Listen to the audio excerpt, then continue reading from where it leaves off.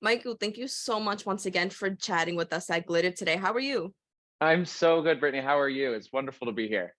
I'm doing well. Thank you so much for speaking with us, though. We're great to have you. Happy to be here. So, before we even get into your journey on The Voice, let's talk a little bit about your musical journey. Where did you begin? What sparked that interest? Where did you start? Mm. I moved around a lot as a kid. My dad works for the airlines, so we bounced around from state to state, and I didn't really do much before I got to like high school. And so when freshman year came around and we moved from Arizona to Texas, and I went from like this 60 student charter high school to this mega like 5A massive Texas high school, I was like, I'm gonna join choir.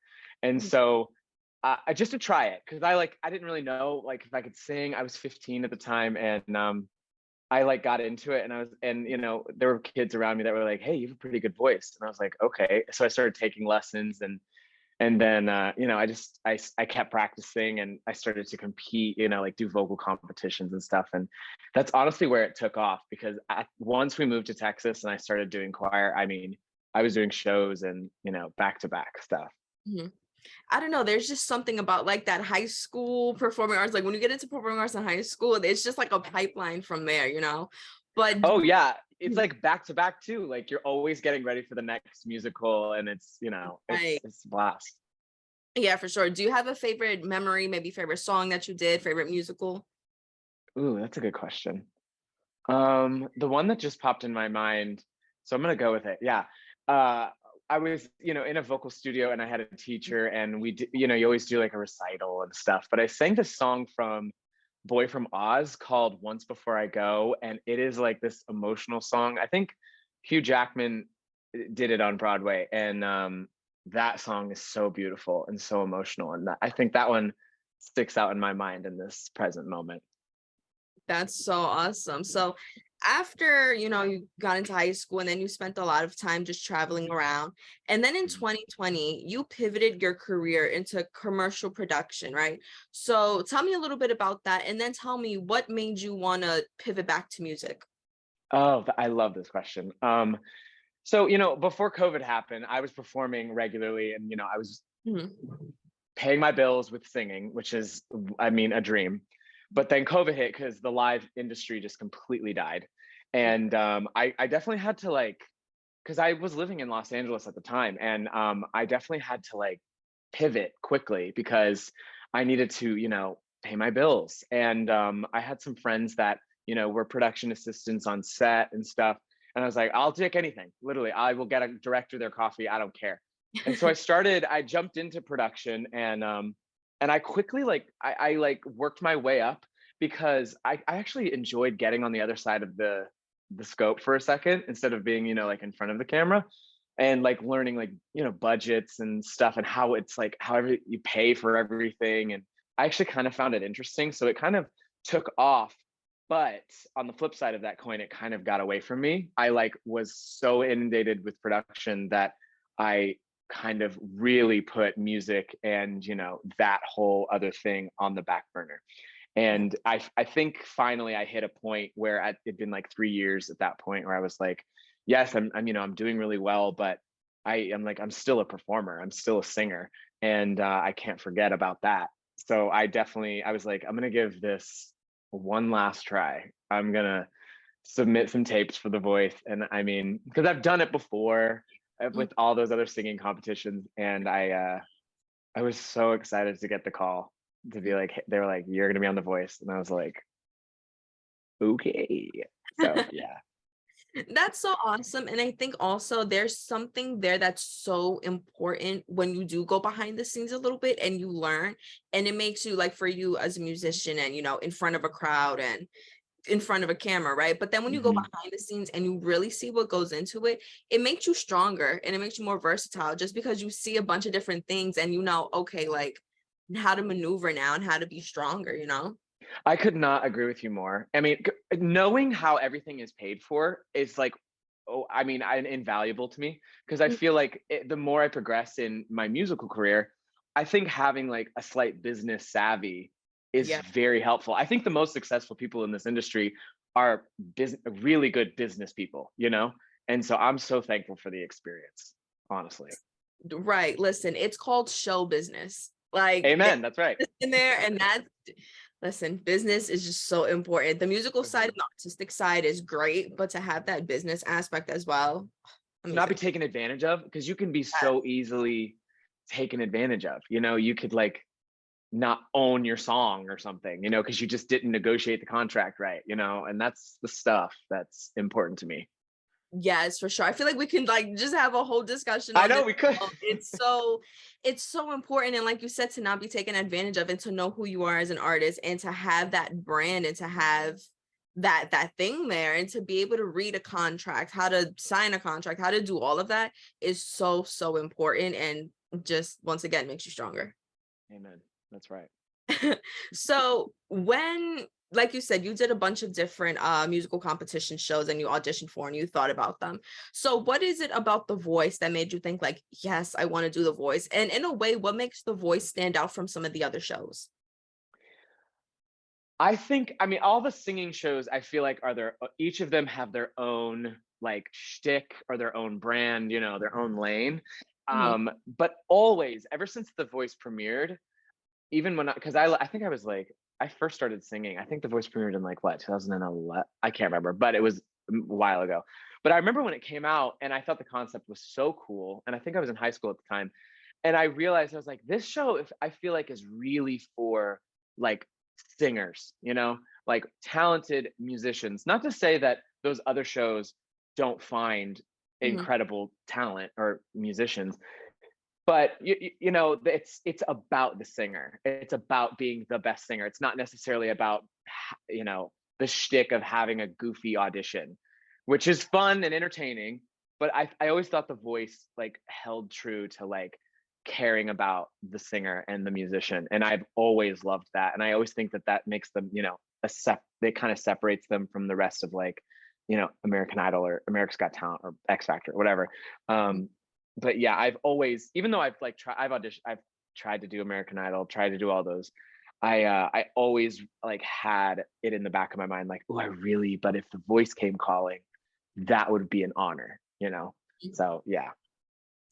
Yeah, for sure. I remember when the Voice first came out. I remember seeing the concept of the blind auditions, and I thought that was so cool because So cool. not going by, what does this artist look like? How can I sell this artist based on the look that they have now and all of that? It was strictly on your voice and your vocal. Exactly. So I think that's something that's so important. And like you said, really does take all the nuances out of it. And it's just about your voice. Then, as you move on in the competition, you're able to package that a little more when it comes to the live voting. But to even move forward in the competition, you have to have vocal talent. And people have asked me, Mhm. is it really like, is it truly a blind audition, or do the four judges have they, you know, have some sort of idea, you know, or maybe they like saw a headshot, or the producers are like, you know, puppeteering before the blind auditions? No, it's not like that. Like, it is a true blind audition where those four coaches Mhm. are hearing you for the first time. And I thought, once I knew that that was completely true, I was like, this is so cool. It's so cool. That is definitely. And Mhm. let's go to your blind audition. Speaking of, let's go straight to your blind audition. Before you sang, what was going through your mind? Like you're on deck, you're ready to go out. What's going through your head at this moment? Oh my gosh, what wasn't going through my head at that moment would be a better question. Um, I mean, it was the first time I'd like sang live in like 3 years, you know? So for that to be the first time to sing live in that amount of time and it be on national television, I was so terrified, Brittany. Like oh my God. When I think about it, I kind of am like, I don't want to think about it, because I was like, it'd been the first, because I have been performing for quite a few years now, but like it had been the first time that I was like, whoa, I'm really nervous. Like, normally I don't get this nervous, but dang, I am nervous. And you know, the producers, they all like, they do such a good job to like keep everyone like, you've got this. They really encourage you. Yeah. And yeah, I was pretty terrified for that performance. And it kind of, I've said this before, but it kind of showed a little bit, because Mhm. I didn't quite get to like, and I think that's why I wasn't a four chair turn, is because like I was guarded, and because I was like really trying to play it safe and not like really open up, my voice as much as it could, because I was terrified. Yeah. Yeah. I mean, one of those, you played it safe because you wanted to give a clean performance, Exactly. had you taking the risk. And yes, taking a risk is always something that can help you, but it's also something that can definitely hurt you. So, I mean, Yep. weigh your options. Exactly. And yeah, I think I wanted to kind of lean more towards the safe side, because I didn't want to give it all away Yeah. either right at the top, because then where will I go, kind of thing. So yeah. Yeah, for sure. And for your audition, you sang a beautiful rendition of The Weeknd's Save Your Tears, which has been one of my favorite songs since it Yeah. came out. So just tell me a little bit about why that song and then why that style. I love The Weeknd. Very, like, he's one of my favorites, because he has like a dark pop to him, but also has like the hip hop influence, the R&B influence. I love all of that mixed together.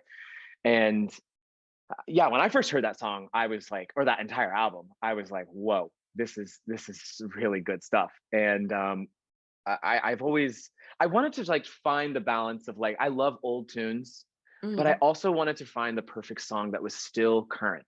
You know, Yeah. I wanted to sing something that was that like younger people knew as well, to include them. Because I Yeah. love an old tune, like I love a Donny Hathaway, I love like a Babyface or whatever. But Mhm. like, I was like, I think that would be the perfect song that I could, put my own little flavor on it. And Yeah. to answer the second part of your question, um, my favorite thing to do, and I think this comes from like my theatery background, is I love the contrast of like starting small and then going big. Mhm. And I love to do that. I love that the voice allowed me to do that.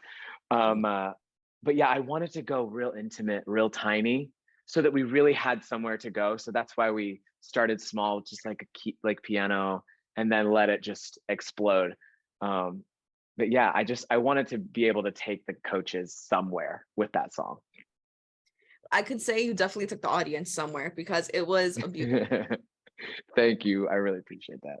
So 30 seconds into your performance, less than 30 seconds, Niall Horan turned his chair for you.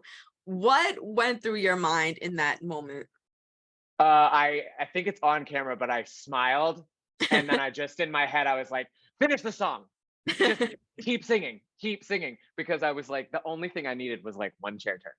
Right. And once that happened, I was like, at first I was like, damn it, Niall, why'd you have to do it so soon? But because I was like, I had to sing the rest of the song, but I Right. smiled and I quickly had to like focus, like, and I was like, get back into the song, finish the song strong, make him proud for turning around. But yeah, I was so excited in that moment, but I was more relieved as well, because it had been like building up, because we practice, and it had just been building up to that one moment. Mhm. And I wanted to make sure I crushed it. And yeah, I just was like, get back in the game, Michael. And yeah, I'm happy that he turned around. Of course. And so now you're on Team Niall. Can you tell Mhm. me a little bit, just throughout this process so far, can you describe Niall as a coach and maybe what is one of the biggest lessons he's taught you so far? Niall is a pro. He is an incredible musician. He's an incredible guy. Like, he's just, I mean, I forgot at times that when I was interacting with him that I was like talking to Niall Horn, like, this mega star.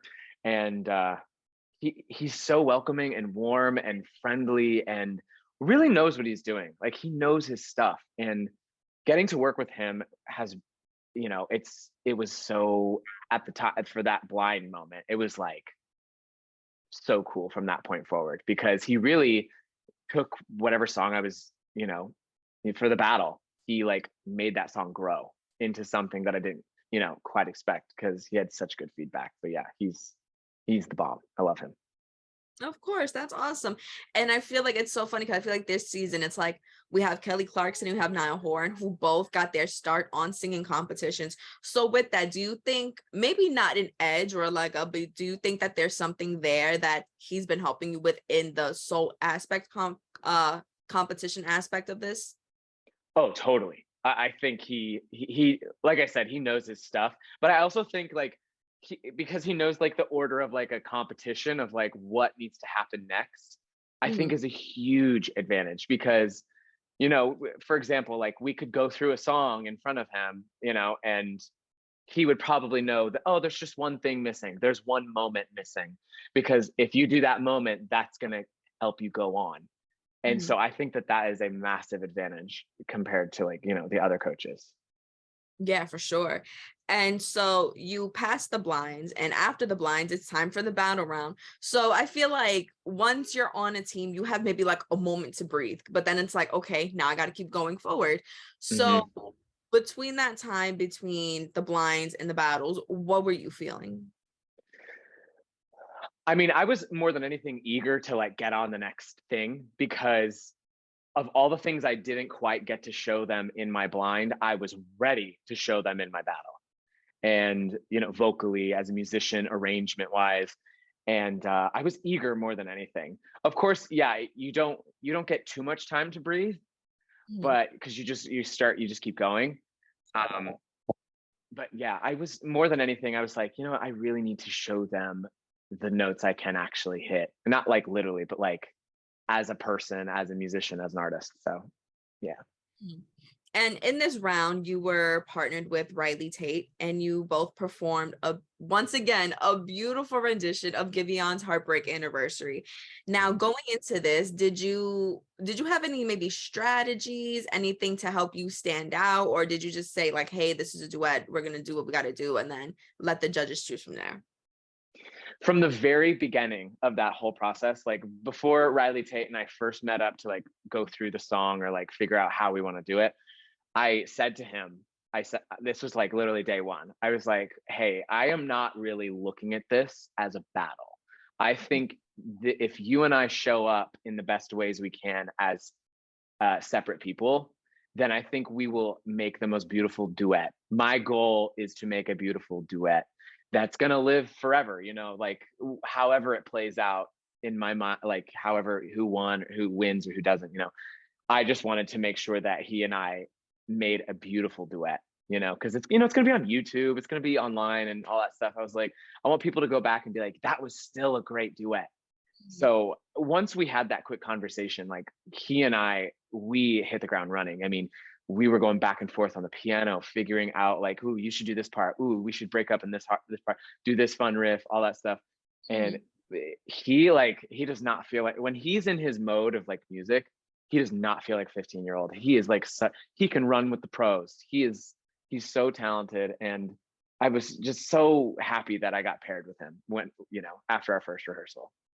Yeah, for sure. And it's funny, like you mentioned at more towards the beginning, that you wanted to play it safe in your blind because you wanted to Yeah. show the judges what you had as the competition continues to grow.